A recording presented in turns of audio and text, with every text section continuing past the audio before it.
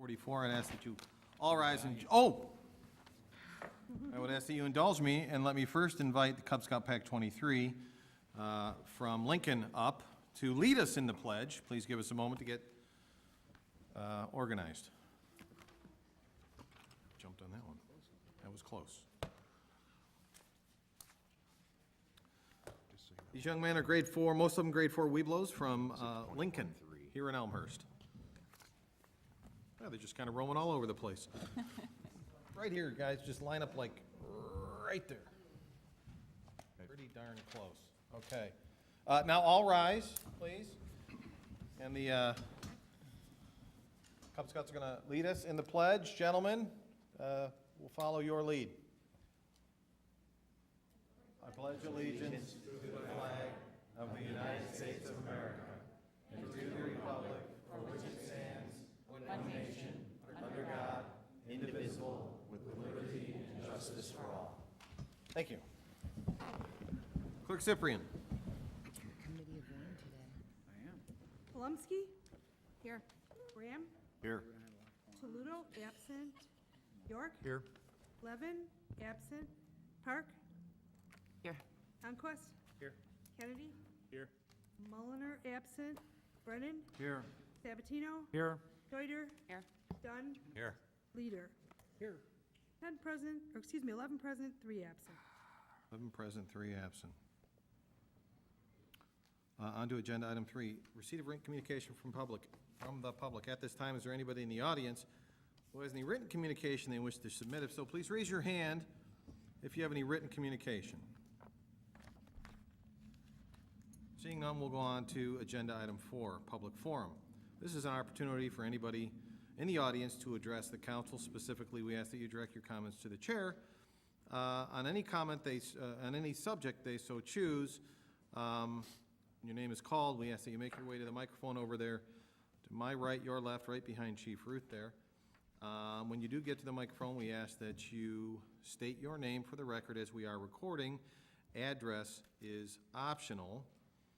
We ask out of respect for work that we have to get done here this evening and also respect for others who may want to speak that you keep your comments to 3 minutes.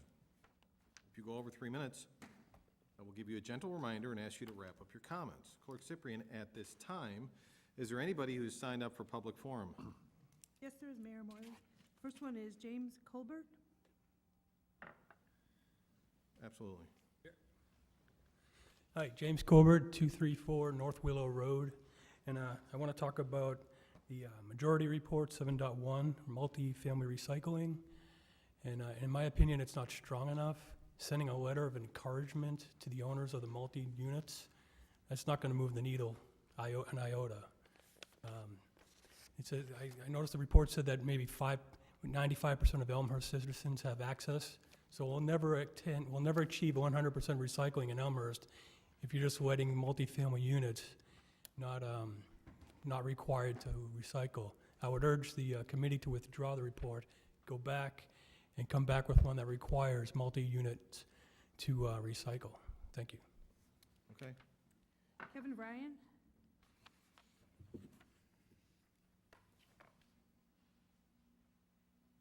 Kevin Ryan. I'm a resident of Country Club Highlands. We recently were informed that the sewer surcharge and the wheel rate are going to be going up significantly. When we look at the rates, it's over a 70% increase in the rate. And when I was trying to figure it out over the weekend, in my case, it's almost 79%. But I'm asking the city council here, and it's a long reach. I'm asking you to table the vote tonight. I'm asking you to be very transparent in why the rates are increasing, get that information out to the community, and have a public forum about it. I also do know that the city of Elmhurst and Illinois American Water are in a tiff. So all I ask is the city of Elmhurst be very transparent on what is going on. To me, all the rate increase is over excessive water coming into Elmhurst through the sanitary system. Again, I'm asking, it's a long reach, it's a big reach, but if, in closing, if someone were passing a 70% increase onto the city of Elmhurst, or one of you as residents, I'm sure you would be asking a whole lot of questions. And to me, the community deserves answers to exactly what is going on, and none have been provided. I've gone to your website, I've looked for, how is this number determined? Could not find it. In previous rate increases, that number and that information was very transparent. It is not in this case. And in closing here, my last comment again is, I'm asking you to table it, pull it off the table, get the residents' information, and let's have a fair public forum on that rate increase. Thank you. Edgar Pal.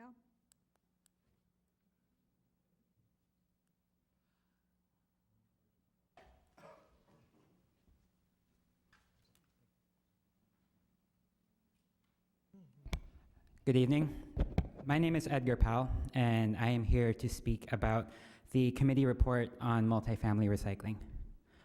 According to a survey conducted by city staff, which the committee cited, around 950 households in Elmhurst currently lack access to recycling because they live in a building that does not provide this service.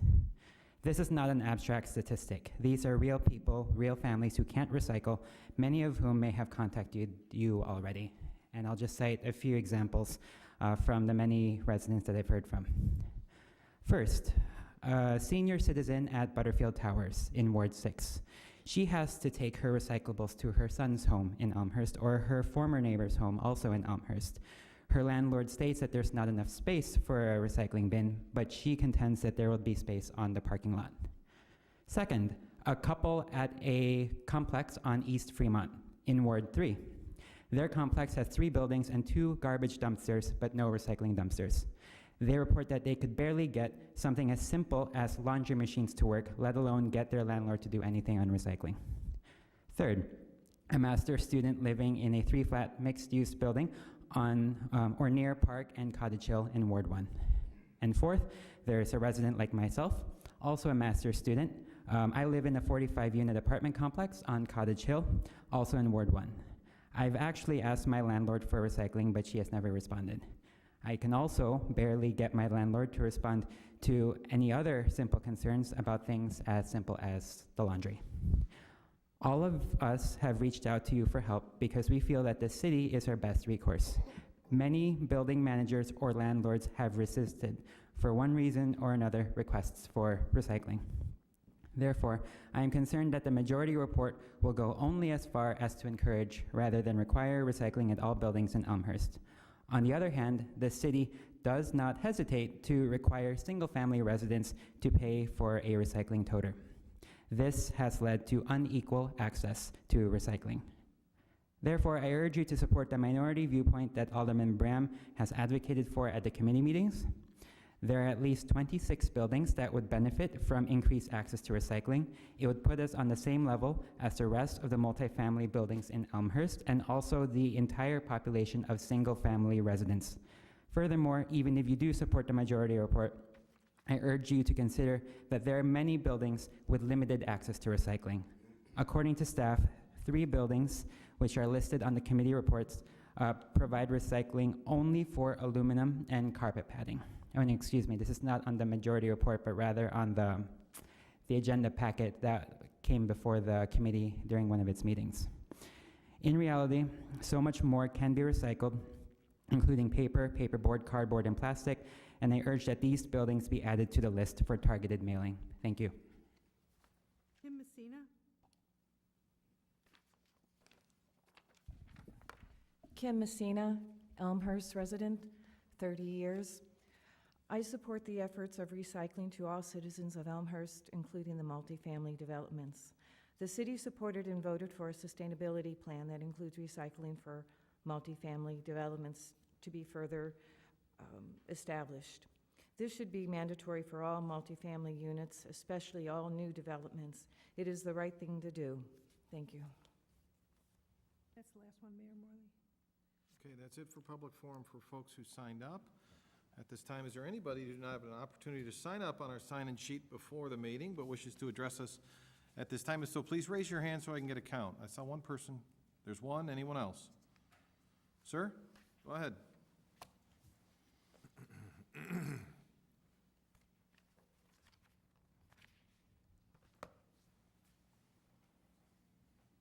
Good evening. My name is Constantino Noé. This is my first time here. I own a house in an unincorporated area in Elmhurst, 3N 220 North Howard Avenue, and I got a communication the same is the gentleman here about the water and waste from an American company. What is his name? The water company. That needs to be get dressed better and more deeper because I'm the only person living in the house and I pay a bill of over $100 a month, and I really don't spend too much water. I just live, work, and in the house I'm just in my 2 days off, and I use a lot of water more in the gym, and I think my bill is very high, and needs to be look at it, please. Thank you. Okay, anyone else didn't have an opportunity to sign up or wishes to speak at this time? Seeing none, we'll go on to announcements. Any announcements from the dais? Alderman York? Thank you, Your Honor. So this announcement is basically just kind of an update. By now, everybody in Elmhurst has received their real estate tax bill from the DuPage County Assessor or Collector's Office, and I just wanted to provide some information. There were 19 line items, and I looked at mine. I live in York Township. Some people live in Addison Township, so there could be some differences. I didn't really look at that, but there are 19 line items on my tax bill. There's 11 taxing bodies.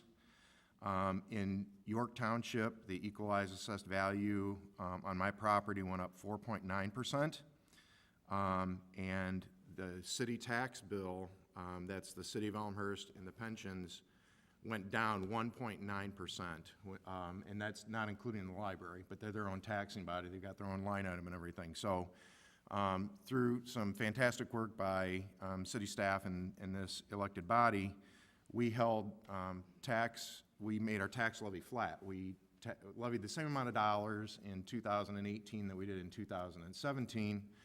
And at the end of the day, because of the accelerated growth, the new growth, and the increase in equalized assessed value here in Elmhurst, magically our taxes went down that we paid to the city of Elmhurst. So I just wanted to bring that to everybody's attention. Obviously, my taxes did go up overall because there's 11 taxing bodies and they weren't all, didn't all have the same result that we had. So I did want to share that with everybody, though. Thank you. Okay, anyone else? Okay, I am going to take the opportunity under announcements. Normally I do this under my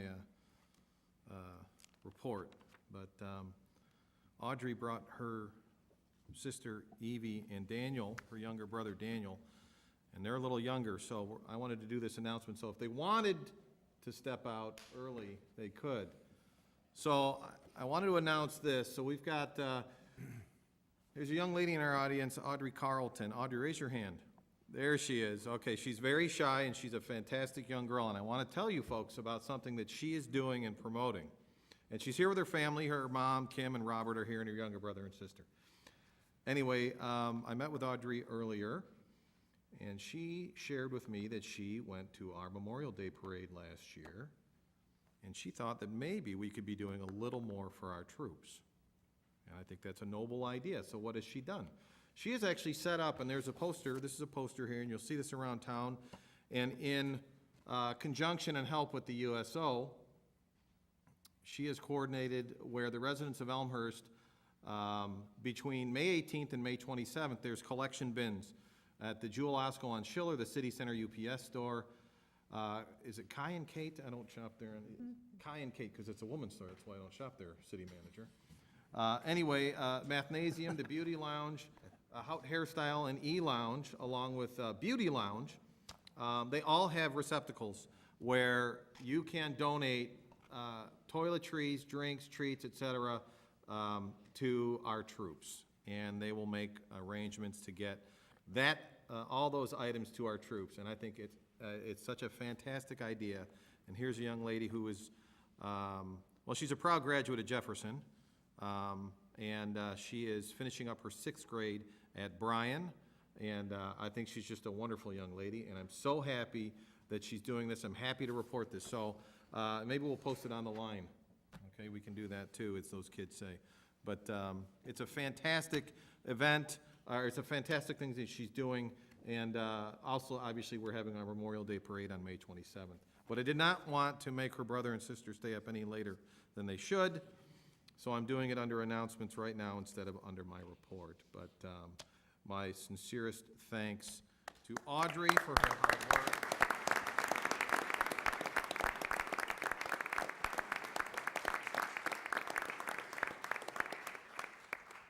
And I think our future looks pretty bright with young ladies like Audrey leading the way. So thanks again, Audrey. That's my announcement. On to the consent agenda. Consent agenda, item 6 at this time. Is there any item on the consent agenda any alderman wishes to remove, to vote no, or provide further comment? Alderman York. 6.13. 6.13. Okay, anyone else? Alderman Dunn. 6.19. 6.13, 6.19. Anyone else wish to have anything removed? Alderman Bram. 6.5, 6.12. 6.5. Oh. Did you say, you said 6.5? Yeah, I was more concerned if I pulled the right one for 6.12 or 6.13. The Illinois American Water one was the intent. There's two. There's two reports. There's a water wheeling rate is 6.12 and a sewer treatment rate 6.13. 6.13, my mistake. That's already pulled? So do you want to do 6.5? Just 6.5. Okay, and 6.13 and 6.19. Any others? Seeing none, I will entertain a motion to approve the consent agenda, minus items 6.5, 6.13, and 6.19. Motion by Alderman Bram, second by Alderman Deuter. Oh, sorry, Clerk Cyprian. Polomsky. Aye. Bram. Aye. Ludo absent. York. Aye. Levin absent. Park. Aye. Honquest. Aye. Kennedy. Aye. Mulliner absent. Brennan. Aye. Sabatino. Aye. Deuter. Aye. Dunn. Aye. Leader. Aye. 11 ayes, 0 nays, 3 absent. 11 ayes, 0 nays, 3 absent, motion carries. Agenda item, I'm sorry, consent agenda, minus items 6.5, 6.13, and 6.19 is approved. On to agenda item 6.5, we're going to let them step out. Okay. Item 6.5. This is a memo from me to the city council about committee appointments. Put this before council and ask for motion to approve, let's see. Well, I don't think Ellen should read thank you for your support. I'd ask Clerk Spencer to read the report. Clerk Spencer's not here. I'm going to ask Clerk Cyprian to do it instead then. There's no recommendation, so you got to read the whole thing. Is there a recommendation? Recommended action. Oh, well, let's do that and we'll get into it. Okay. The following committee assignments are respectfully submitted for your advice and consent. Signed, Stephen M. Morley, Mayor. There you go. Okay, to put this before council, I'll ask for a motion to approve the report. Well, I'm going to say the recommendation as read. Motion by Alderman Kennedy, second by Alderman York. Alderman Bram, you pulled this report. Recommendation. Thank you. I want to first, so maybe to give a quick background, every 2 years after the election, The elected officials submit to the mayor their preferences or recommendations for one of the 4 committees. Obviously, that happens every 2 years after the election. And then, as you see before you tonight, the mayor makes a recommendation for those to be appointed to one of those 4 committees. I want to first congratulate 2 new committee chairs, or recommended to be 2 new committee chairs, being Dannee Polomsky for Public Affairs and Noel Toludo for Finance. The other thing I wanted to state was essentially my concern over the recommendations before us. Over the past roughly 25 years, since former Mayor Marcucci was here, I remember vividly that he would always tout on how he would always provide, or he would always make a recommendation for committee appointments of the top 2 of any alderman's preference. In this case, I think this is unprecedented. Nothing wrong with finance. I look forward to serving on the finance committee. But I was surprised, and I want to vocalize that concern that my selection, or my recommendation, where I am being recommended to go, which is finance, was not either of my top 2. The explanation I don't have before you, but I'm concerned on why we're moving towards this, what I would consider unprecedented event of not taking into consideration the alderman's experience, the alderman's expertise in and outside of City Hall, and quite frankly, the alderman's preference. So because of that, and only because of that, I will not be supporting this recommendation. Okay, any other comments? I'm going to hand the gavel over to Alderman York to technically chair the meeting while I pitch in. Normally, I don't join in the conversations, but this is actually my report, if you will. And I wanted to have an opportunity to give my thoughts. First and foremost, it's not an easy task for me to try to balance 14 aldermen and their requests. Ultimately, what you see before you is my belief of the 4 committees and their makeup that will best serve the residents of Elmhurst. Bottom line, that's what I believe.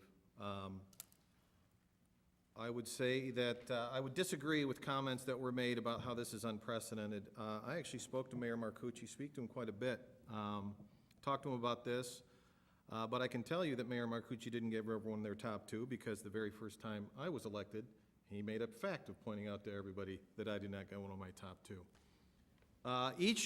There's nothing in our ordinances that defines how the mayor makes this up. They do their best.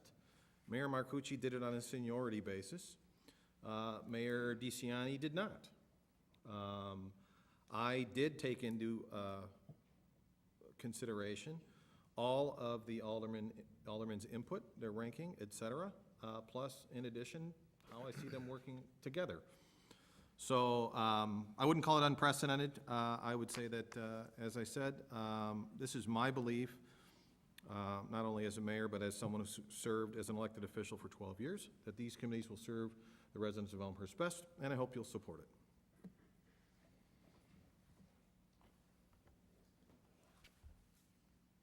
Okay, any other conversation? Seeing none, I'll ask Clerk Cyprian to call the vote. Polomsky? Aye. Bram? No. Toludo, absent. York? Aye. Levin, absent. Park? Aye. Honquest? Aye. Kennedy? Aye. Mulliner, absent. Brennan? Aye. Sabatino? Aye. Deuter? Aye. Dunn? Aye. Leader? Aye. 10 ayes, 1 nay, and 3 absent. 10 ayes and 1 nay, motion carries. Agenda item 6.5 is approved. On to agenda item 6.13, which is a report out of finance. I would ask, before I ask council to discuss, I'd ask Clerk Cyprian to read the recommendation. It is therefore the recommendation of the Finance, Council Affairs, and Administrative Services Committee that the City Council will approve the new rate of $7.17 per 1,000 gallons of sewerage delivered by Illinois American Water Company to the city sewage treatment plant, and authorize the city attorney to prepare the appropriate resolution. Signed, Kevin L. York, Chair, Mark Sabatino, Vice Chair, Tina Park, Mike Brennan. Okay, to put this before council, ask for a motion to approve the report and recommendation as read. Motion by Alderman York, second by Alderman Sabatino. Alderman York, your report. Thank you, Your Honor. So the report before you tonight is pretty clear in what we're doing, who's covered, so on and so forth. But I did want to, I know city staff's had some people reach out. I've had some people reach out. I had a conversation with one of the gentlemen who spoke this evening. So I just have a couple additional comments to make. The report clearly states what we're doing and why we're doing it. First of all, the rate that we're discussing tonight is not a surcharge. It's water. It's a sewerage rate. So just it's semantics, but kind of an important one. Currently in this service area, there are 7 lots and 6 accounts of Elmhurst residents in the service area. These folks were offered to be connected directly to the Elmhurst system some years ago and declined. If we wanted to do that today, it'd be about $400,000 to connect those 7 lots to our wastewater system.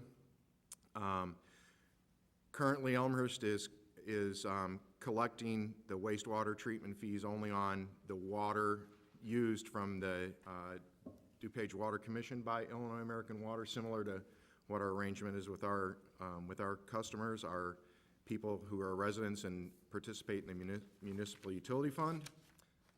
Sanitary system flows in that area far exceed water usage, even in dry months. So for example, in December of 2017, we didn't have any rainfall or precipitation.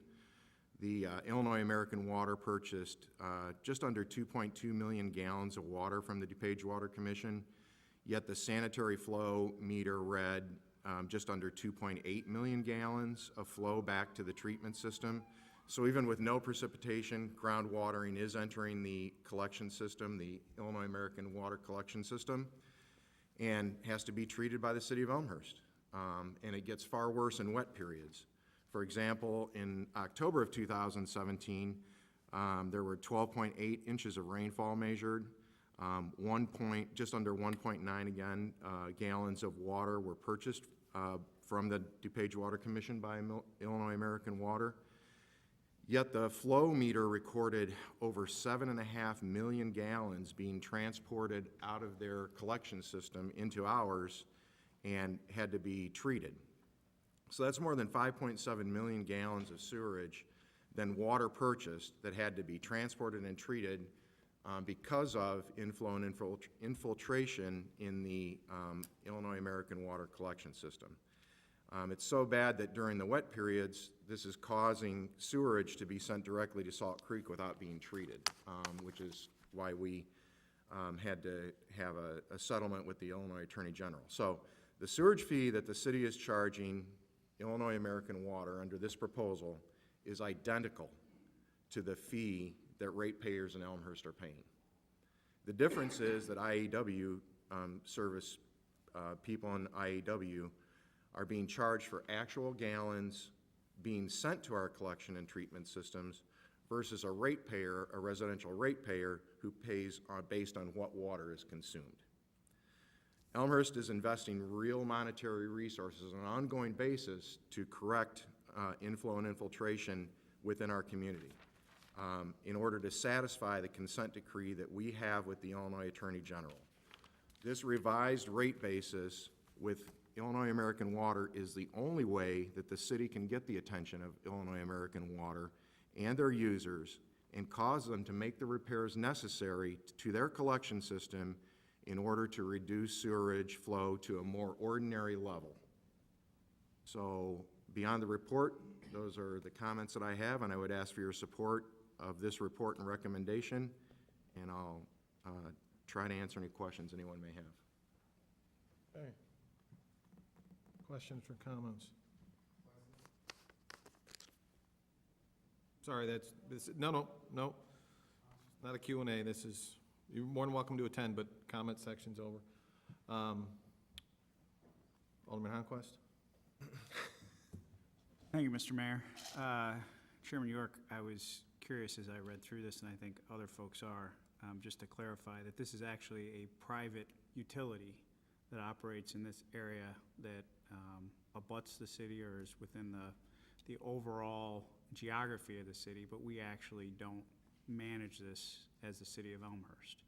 So some of these issues that we're dealing with are issues that are, I will say, kind of forced upon us, given the geography and the system setup.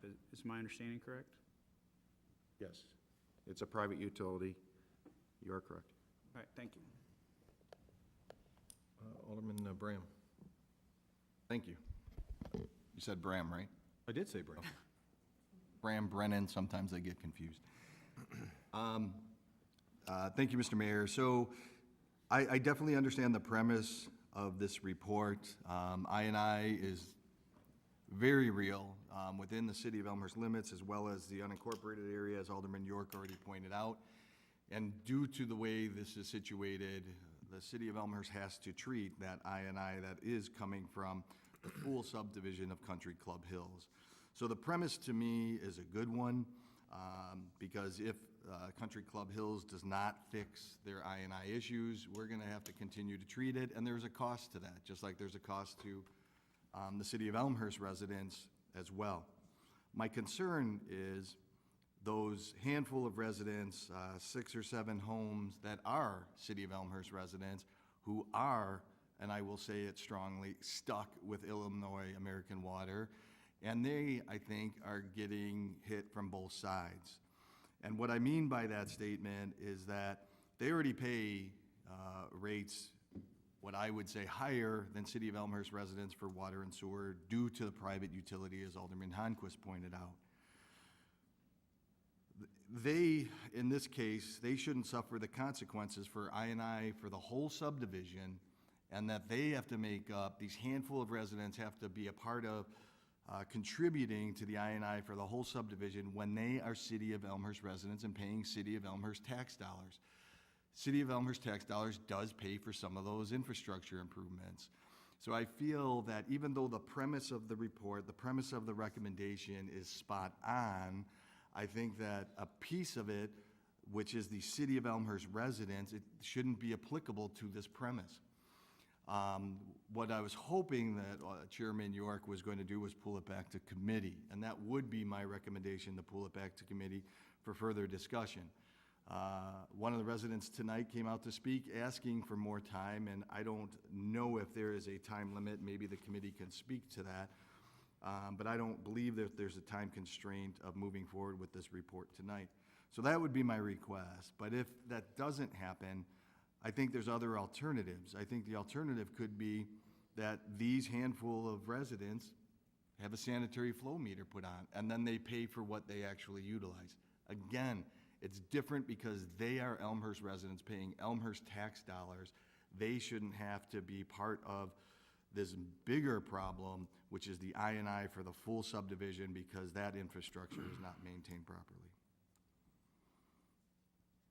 Alderman Polomsky? Thank you, Mayor. Thanks for the clarification, Alderman York. That's helpful, especially to put it into context with the quantification of water that's been paid for and then that infiltrates the system.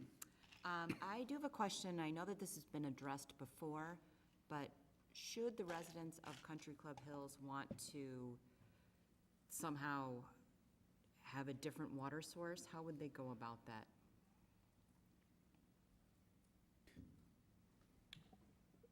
Alderman York, they can't get another, I guess they could get another source. Like with, But actually it they're- appears that there are some lines nearby, but, you know. But this they isn't were- about the water actually coming in, it's the water leaving. So I don't think they have an opportunity for and this is, they do, what do they call it, for stormwater, ditch management or something of that nature? They don't have any storm. They don't have a storm system, so whatever water stays there is mitigated, whether it's by the streets or maybe a couple of ditches here or there, but they just have sewage, or a sewer system that's tapped into Sanitary. ours. Sanitary system. Sanitary system, I'm sorry, a sanitary system that's tapped into ours, so I don't think they have an option. Okay. Okay. That's correct. Anyone else who hadn't had a chance to speak? Alderman Bram. Thank you.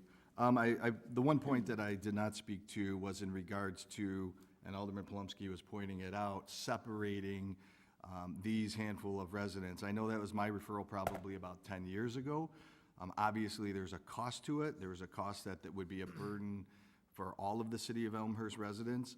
I think the cheapest method would be not to move forward with this, bring this back to committee and make a recommendation of having supplementary individual residents storm sanitary meters, therefore charging them for what they actually are utilizing from sanitary versus contributing to the major problem of this full subdivision.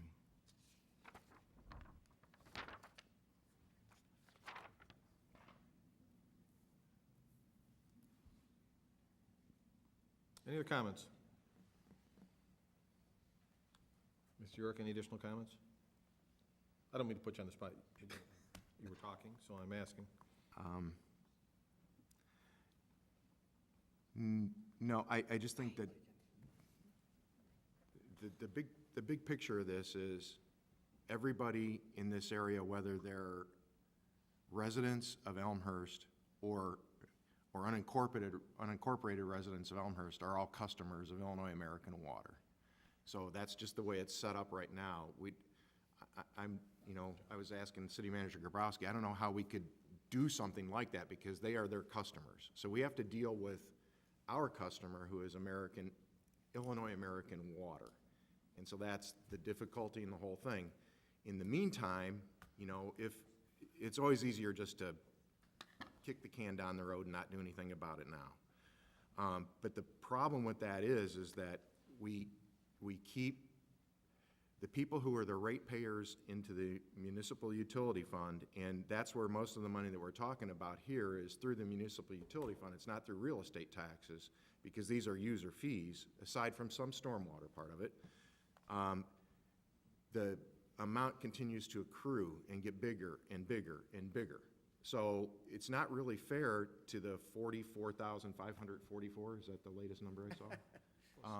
Residents, and they're not all paying, obviously. We've got 14,000 users or something like that. So it's not fair to those people in the long run. So I certainly understand the plight of these people, and all that stuff. We've got all the numbers, and we're happy. We've shared information with them.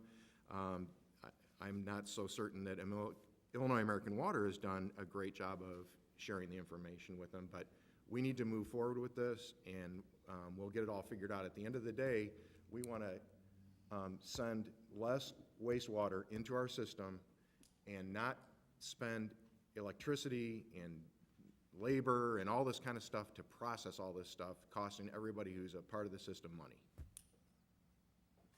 Okay. Any other comments? Alderman Bram.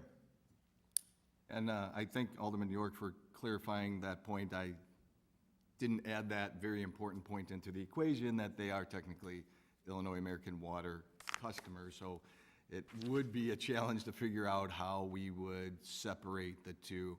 But I still think that it is unfair, and I think these residents, I'm pretty sure that they go to Addison and not to Salt Creek. And with that said, a good portion of, I'm thinking Storm, sorry, I'm thinking Storm. In regards to how it's fair or not fair to the rest of the town, we have a Southwest Wet Weather Facility, what was a $12 million build-out for a part of Elmhurst, because it's the right thing to do for all of Elmhurst. So I don't know if you can differentiate between that, a $12 million expense for a part of town versus a smaller expense or something to relieve these residents, which is only 6 families at a much, much lower cost. Okay. Any other comments? Clerk Cyprian. Polomsky, Aye. Bram, No? Saludo, absent, York, Aye. Levin, absent, Park, Aye. Honquest, Aye. Kennedy? Aye. Mulliner absent. Brennan? Aye. Sabatino? Aye. Deuter? Aye. Dunn? Aye. Leader? Aye. 10 ayes, 1 nay, 3 absent. 10 ayes, 1 nay, motion carries. Agenda item 6.13 is approved. On to 6.19. I'd ask Clerk Cyprian to read the ordinance. An ordinance granting a conditional use permit and associated variations for the redevelopment, construction, and operation of a multifamily apartment project at the property commonly known as 183 to 191 Addison Street, Elmhurst, Illinois, pins 06-02-214-005-006-026, Lennar. All right, put this before council and ask for a motion to approve the ordinance as read. Motion by Alderman Honquest, second by Alderman Park. Be remiss if I didn't say I don't recall who pulled this. I did. Alderman Dunn. Alderman Dunn. You pulled this? I did. Okay. Mr. Chair, it's okay? Well, He's the sorry, chair. I'm sorry. Alderman Honquest, I didn't mean to. I will defer to you, Well, don't Mr. defer to Mayor. me, defer to the guy who's asking the Defer- questions. I'll defer to your recommendation to Alderman Dunn. Didn't mean to leapfrog you there. You're fine. Alderman Dunn, It's fine. Alderman Honquest wants to hear what you have to say. So this was before us at our previous meeting. I was not supportive of it, and I haven't changed my position on this conditional variance, or conditional use application. The other variances I'm okay with in terms of the parking and the setbacks, but we're pretty clear in our downtown plan. We lay out design guidelines that I feel should be followed. We're really spent a lot of time evaluating our downtown and how it should grow. In the downtown plan, we do talk about 6 stories, that the buildings should be up to 6 stories, unless they're in prominent intersections in town or other key parts of the downtown. So this property is, I'm not sure how prominent it is in the position it is on Addison, but they're applying for 2 additional stories, and I really think I would implore the applicant to consider our design guidelines, specifically building materials and the architectural style guidelines that we have there, and I just haven't seen that commitment from the applicant on this, so at this point I'm going to still remain not in support of this conditional use, and we'll be voting no again. Okay. Additional comments, Alderman Deuter. Thank you, Mayor. I made some comments about the requested zoning changes at the last meeting, and I still have those opinions. And, you know, as the conversation at the last meeting broadened and there was more discussion around the design guidelines, you know, my perspective is that, you know, we're looking at the zoning, and that's a fairly narrow focus, so I will support this ordinance that we're looking at tonight, but I do want to also lend my support to the discussion around design guidelines, and as we move forward, making sure that we see buildings that reflect those design guidelines, and I hope the plan development process that we looked at the last meeting and approved will be a tool for that, but it is important to me that we're hitting those design guidelines as closely as possible. Thank you. Additional comments? Alderman Bram. Thank you, Mr. Mayor. When the report was before us 2 weeks ago, I did not support it. At that time, I had various concerns, one of which was the impact on our utilities being stormwater, sanitary, et cetera, in the area. When I brought this up, there were 2 aldermen that spoke that night, that there was a sanitary report and that there's no issue due to this development. When I followed up after that meeting with city staff alerted me there was a sanitary report for this development, which was to my shock and surprise because I asked this question as well of staff. It was not on board docs. So I don't know how anyone, including the committee, the council, myself included, or any one of the public would have known that there was a sanitary report because it wasn't provided online for anybody to review. I did a follow-up question to that. Since it wasn't on board docs, did anybody review it? And I know that sounds like a funny question, but the response was yes, RJN, which is the consultant, and city staff. So even though two aldermen spoke about how the sanitary would not be impacted that evening 2 weeks ago, no one reviewed the sanitary report. And I don't blame them because it wasn't on board docs. But I don't know on how that I could be challenged on my statements that it may or may not impact the system when nobody reviewed it. So since then, I have reviewed it. I printed it out. I have it before me. And I will say that contrary to what was stated that night by the two aldermen who spoke about how it wouldn't impact the sanitary system, in black and white, I at least believe my perspective is it would. And on page 4 of the RJN report, which is the consultant who did the review of the sanitary impacts for this development, it states the projected peak flow rate to the 15-inch sewer, because they speak in this report, I won't bore you, but to two different points of the sewer, sanitary sewer system, during a 5-year storm, and I know there's people in the audience and who's watching knows that we have a lot more than 5-year storms in town. During a 5-year storm is 2.1 MGD, which is 105% of the full pipe capacity. In the existing condition and 2.2 MGD, 110% of the full pipe capacity in the proposed condition. So in other words, this development would add 5% to an already, under wet weather conditions, a 5-year storm, which we've seen more than enough 100-plus year storms, already over capacity. We're adding an additional 5% to allow the sanitary waste to continue to flood the streets. So I wanted to make sure it was clear that yes, I was incorrect. There's a sanitary report.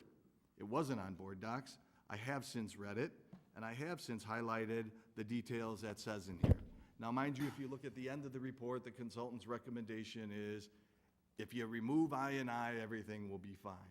Well, that's fine and dandy. We're in the process of doing that, but you can't negate today's current conditions is that we have at one point in our sewer system 105% capacity for a 5-year storm, and this would add it to another 5% to being 110%.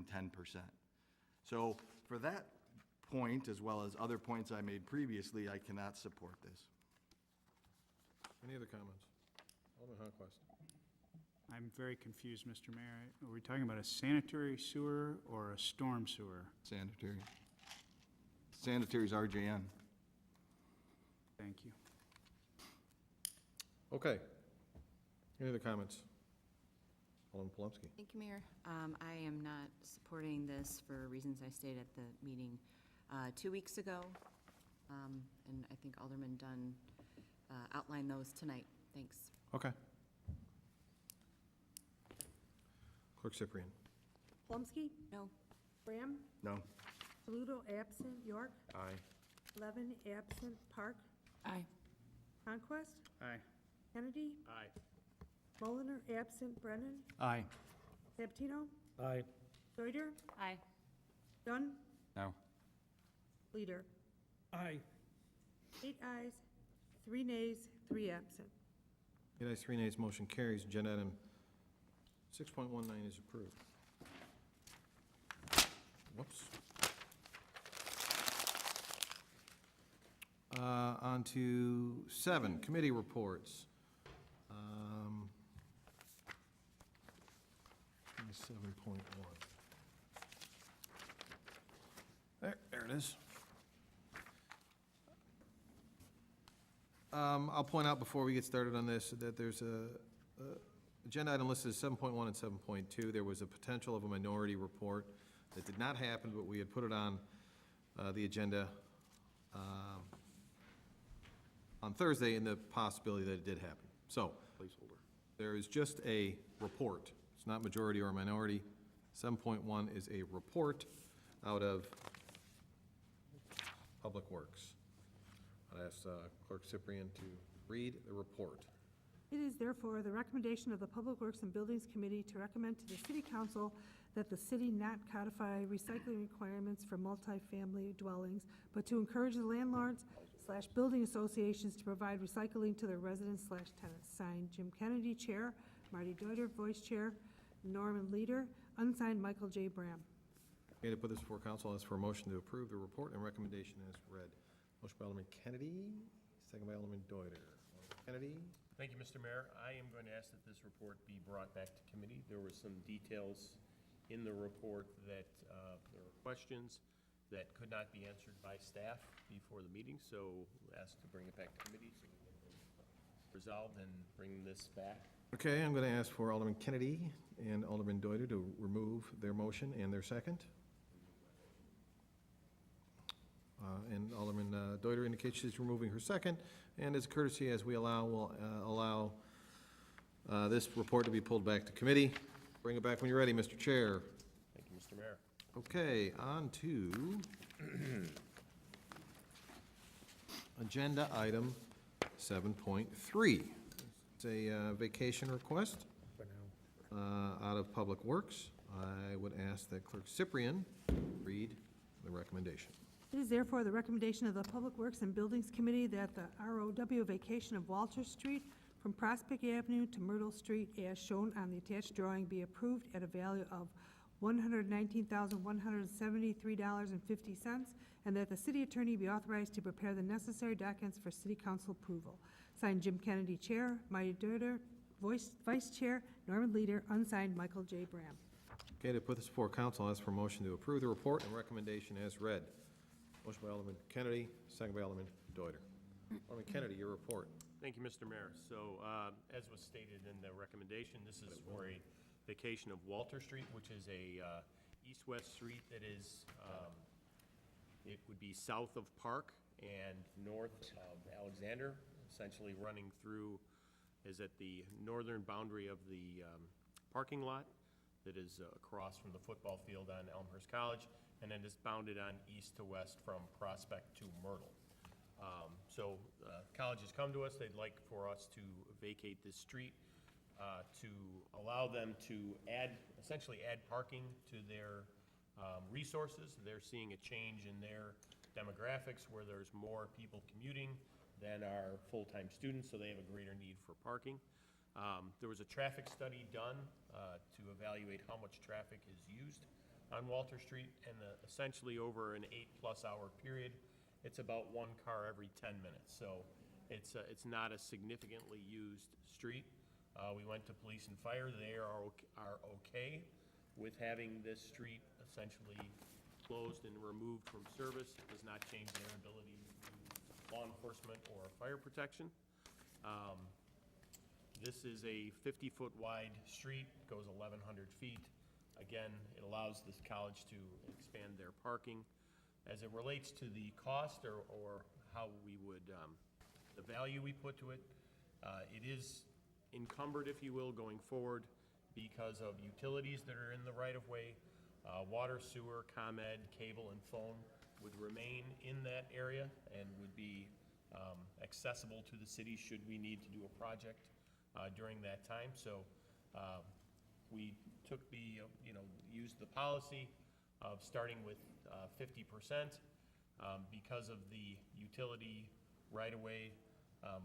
More recently, we have kind of gravitated to a 25% value. Myself personally, I usually think that that should be a number much lower than that, but to get committee's cohesion on this, I'm recommending the 25% to move forward and for a sum total of $119,173.50 to vacate property to Elmhurst College. That is all. Thank you. Alderman Deuter. Thank you, Mayor. So when we get these requests for vacation, we ask two questions. One, should we vacate the property that's being requested? And then the second question is what price? So Alderman Kennedy went through the considerations on whether or not it was a good idea for the city to vacate the land, and obviously the committee concluded yes. And then the question, which always tends to be a bit more complicated, comes to at what price should we, the value we put on the land, what price we should ask for that land.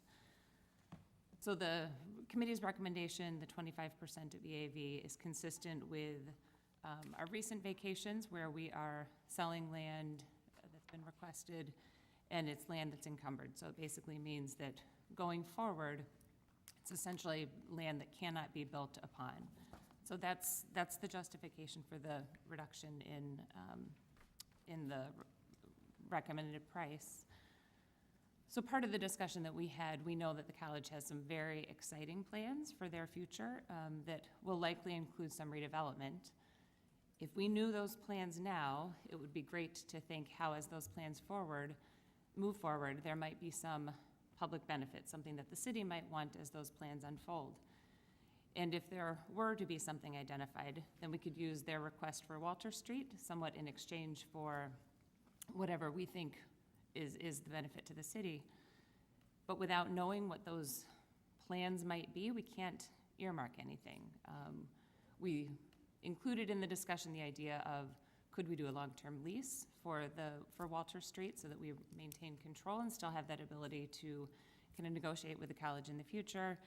There wasn't much appetite for that idea, which would certainly insert a layer of complication.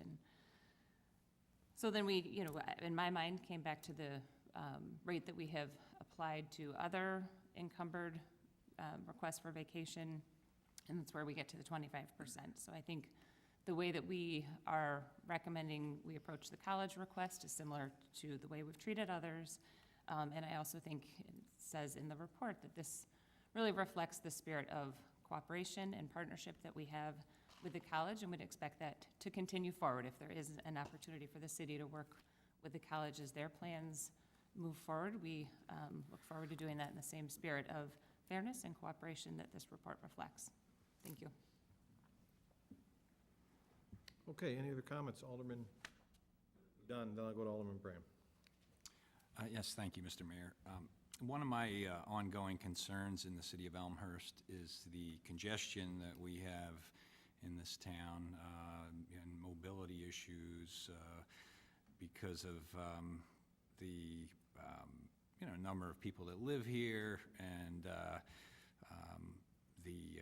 especially in and around the downtown area, around schools, and we have both of those right here. So when this first came up, the request, I wasn't really that high on it because of that issue. So in talking with some of the committee members and a subsequent traffic study was done, and as Alderman Kennedy mentioned, there was maybe 100 cars a day spread out pretty well. A lot of those were resulting when the gates were activated at the crossings nearby. Because of that, because it is such a low volume street, I will support this. I can understand why the college would wants this piece of property. It makes sense for them. Does it make sense for the city? With the low utilization, I think so. And in terms of the price, I think the precedent showed that's. Alderman Bram. Thank you. Since I've been elected, way back when, we didn't even have a policy when it comes to right-of-way vacations, and the prices for the sale of the resident's property or the right-of-way were all over the board. And if you can imagine, even worse than what it has been within recent years, anywhere from zero to way above that. And it was a discussion of EAV versus market value. I think that I've been steadfast in regards to my stance on right-of-way vacations. I view every single right-of-way as a city asset and therefore City of Elmhurst residents' dollars. Aldermen have mentioned in regards to the precedents we've set before. I would say that's not accurate because like I've said, over the years, we've done 100%, 50%, 0. It's been all over the board, even with the policy. I know that the EAV is a good deal, even if we would have said at 100% EAV. We're talking, what was it, $8 a square foot. $8.53 a square foot. So I would think that anybody in town would be happy to purchase any property, no matter what's on it and however it's encumbered, for $8.53 a square foot. To say that 25% of EAV, which is $2.13 a square foot, is getting what we should from a resident's perspective, a city asset perspective, I don't agree with. I do understand about the easement, but with that said, 50% of the EAV, or as it's calculated in the majority report, or in the minority, no, in the majority report as well, $4.26 a square foot is a heck of a deal. At this time, I'd like to make a motion, and Mayor, correct my verbiage, because I always seem to swap them. I'd like to make a motion to swap the minority report for the majority report. Yep, motion to substitute minority for the majority is the correct way to phrase that. We have a motion. Do we have a second? Bram, I do not see a second. Motion fails due to lack of second. Back to the original motion. Approval of 7.3. Alderman Brennan. Thank you, Mayor. So I regret that I didn't get to the committee or city staff to ask my question here, but I just want to understand that the intention of the applicant or this vacation. It looks like there's some landlocked houses to the east of the campus. Is the college looking to close off the street in its entirety? I just, again, it's a question I wish I would ask offline. Alderman Brennan, do you have your map? I do, yep. So the two that I think are impacted are, well, I'll call two internal houses there. I believe the college Yes. owns both of those. Okay. Was that your question? Well, yeah. The only two that are landlocked. All the other ones are accessible. I know they own some of the others, not all of them, one or two. So are they looking to close the street holistically? I mean, the whole street? Alderman Kennedy. Thank you, Mr. Mayor. The long-term intent of the college is to close it. However, with two existing homes there that are currently in use, they would leave those two homes giving access to Prospect via the eastern portion of Walter until such time as those houses may not be there. Okay, thank you. Any other questions? Alderman Deuter? Yes, thanks, Mayor. Just to add to what Chairman Kennedy said, I think there are three driveways, the homes on the south. There are three drives, I think, that access Walter, and then there's also an apartment building just north of Walter that also has access.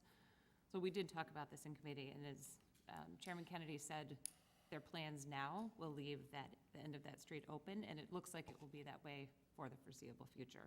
So all those folks will continue to have access, but we would be vacating the entire strip. Alderman York? Thank you, Your Honor. I'm going to recuse myself from this vote. Okay. Alderman Bram, did you have your hand up? Yes, sir. Okay. Thank you. Just one more thing, since the minority report did not move forward.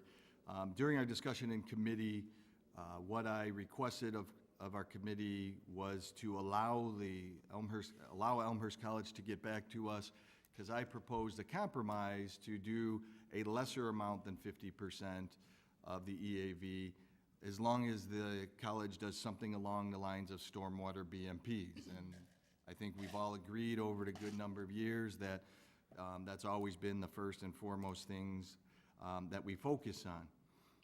It was decided by the consensus of the committee to not allot that time, not keep it in committee, and to move forward with the report, even though there's no time constraints for Elmhurst College, or for that matter, the city of Elmhurst.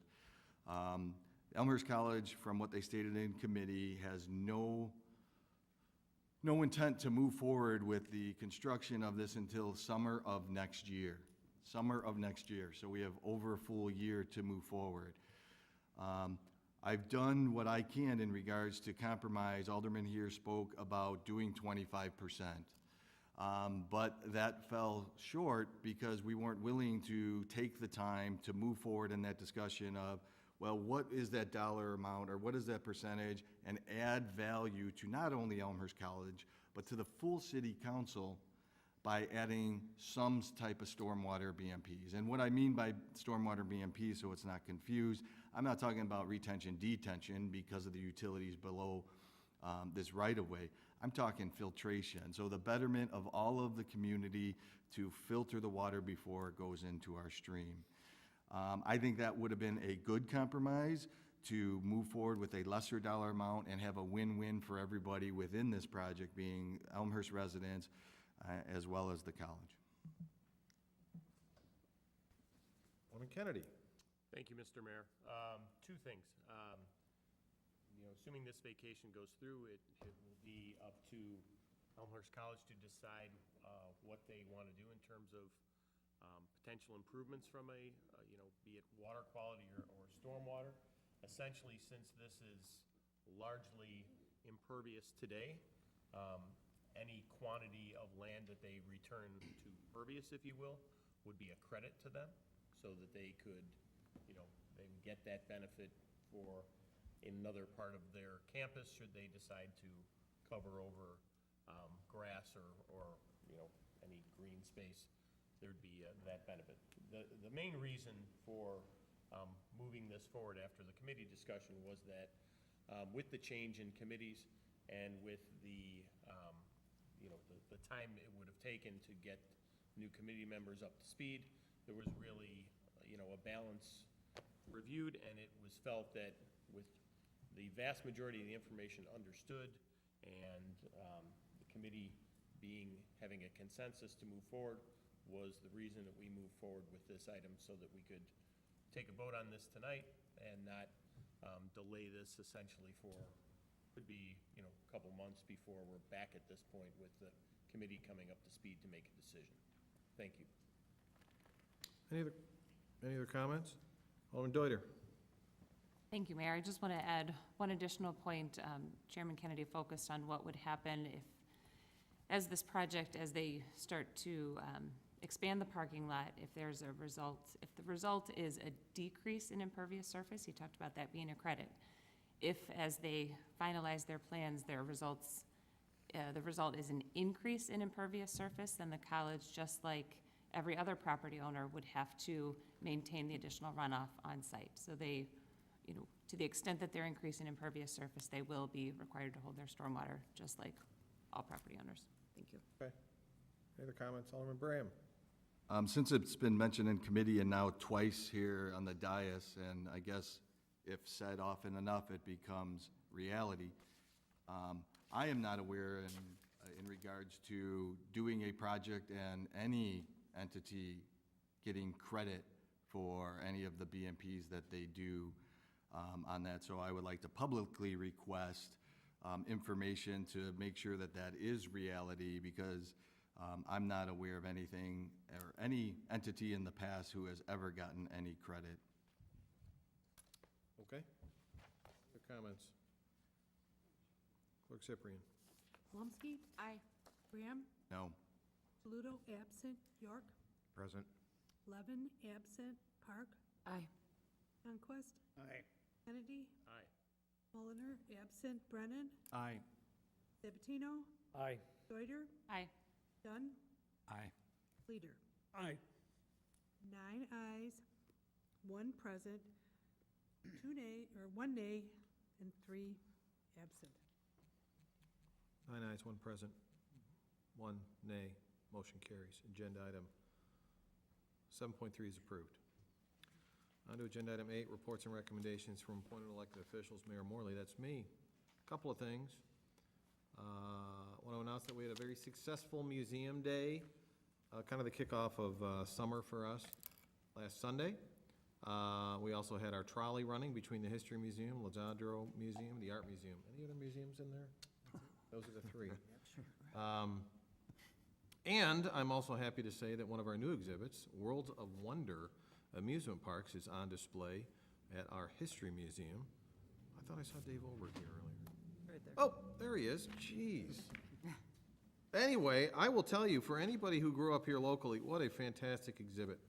I mean, they've got Santa's Village and Kittyland, Dispensa's Castle of Toys, for any of you local folks who remember, right there at the Oakbrook One Tower, or whatever it's called now. So it's really a walk back in time, and I know our new curator there also has some special talents, and his crafting abilities are on display. Also, in the world of tablets, there's some electronic displays that make it a little bit interactive, and I was able to play skee-ball for the first time in a long time this weekend. It's a long way of saying that museums are open. We had a wonderful museum day, and encourage everybody to go to the new exhibit. On the 17th, I want to extend my gratitude to all the cops who were on top at Dunkin' Donuts. I think it's a city, a statewide thing that they do. Over 350 police departments and Dunkin' Donuts participated with cops on top. They throw a cop up on the top, and he waves people down, and proceeds are for the Special Olympics. So very happy that we were able to participate. Also, I know it's been a topic of conversation. I know personally I've actually been approached on the street a couple of times, and I believe last week we had, or 2 weeks ago, we had comments on this. There was a petition before the city for a gas station at Route 83 in St. Charles. I am just stating that the applicant has pulled their petition for that gas station, so for you all to know. Also, I mentioned the trolley that was on display for Museum Day. That trolley starts up on the 31st of this month and runs through September. And it's Fridays and Saturdays, noon to midnight. I think it's become quite successful and quite popular. I'm looking forward to seeing that again. And finally, our Memorial Day Parade is this Monday, and it kicks off right here at City Hall at 9:30. I look forward to seeing all of the aldermen who are here, and even those who aren't present at the kickoff of the parade. And that's it for me. City Manager? Thank you. 2 items tonight. The first is a construction update, and it's important because it involves closing one of the roads and a bridge, and that's the Emroy Bridge that crosses over 290. The contractor for that, it's a state project. The contractor contacted us and wanted to close it next week.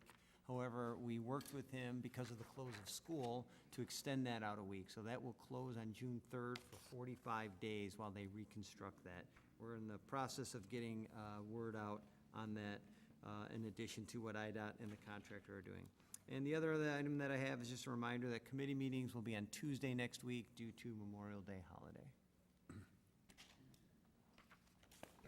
Okay, any other reports or recommendations? Alderman Polomsky. Can I ask a question about informing the residents along Emroy?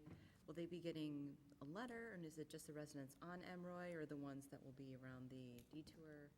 So we're working with the contractor to see what obligations they had from IDOT. We don't want to double any efforts and give them maybe conflicting information. So we're working with them to see how they're doing it, and then we will continue what they haven't done. We'll try to cover, and we'll walk the neighborhoods with flyers if we have to, which we've done in the past, to make people aware of that. Alderman Dunn. I have a report, but a quick question. Did I see that the North Avenue construction was to start today? 20th of May? North Avenue repaving is going to happen this summer as well. The committee, the Public Works Committee, talked quite a bit about this when IDOT was preparing the bid for this project. And ultimately, IDOT gave the opportunity to the contractor to work night or day. And what the contractor chose is to work during the day only. So they will have a moving road closure down North Avenue as they repair curbs and patches, and then pave North Avenue. It's from Villa to 290, so it's a long stretch. Clearly, the road is in need of the work, and so that is starting up as well. They will be going from west to east? I believe they're going west to east, yes. I also have a report. I guess it's reporting on a meeting, so I'll do it under this section. There's a budget line item in this year's budget. It's been in the budget for a few years. A Phase 1 study on a Route 83 flyover on the north end of town between Lake Street and North Avenue.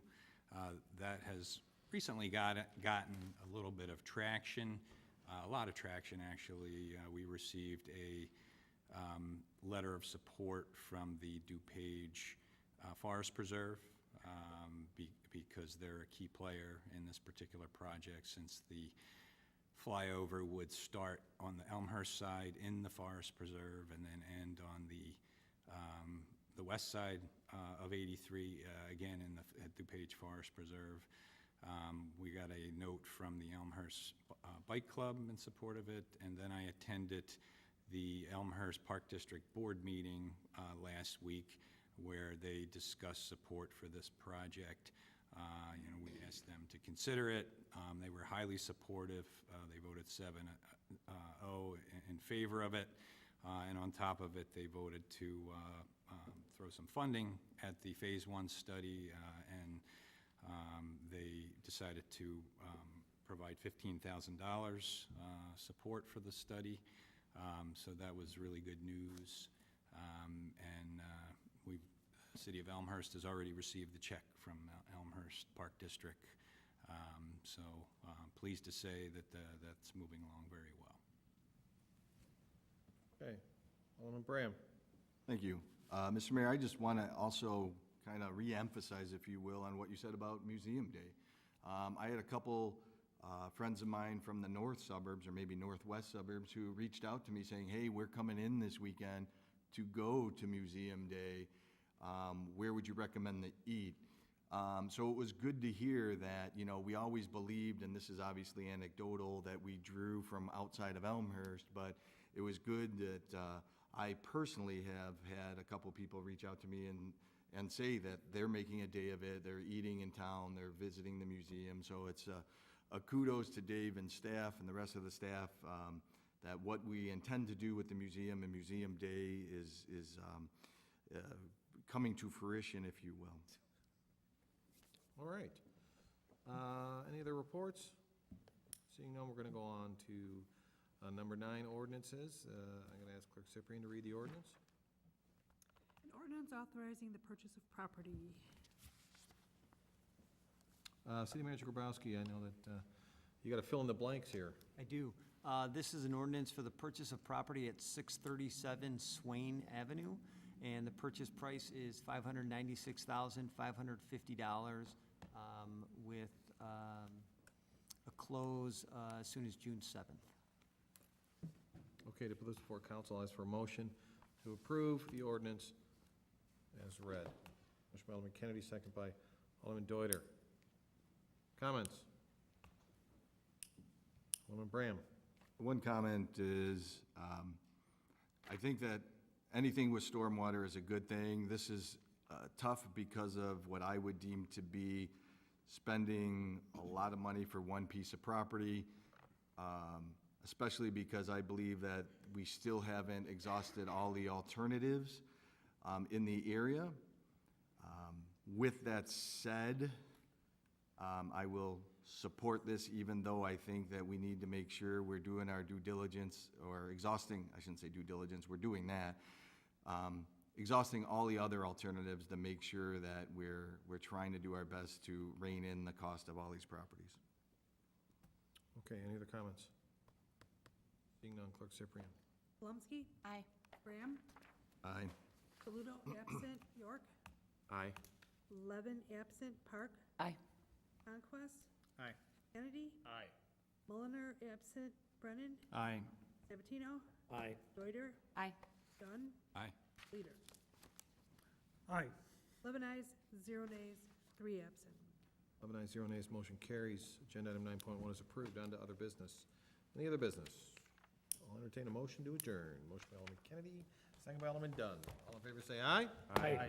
Opposed? Thank you, we're adjourned.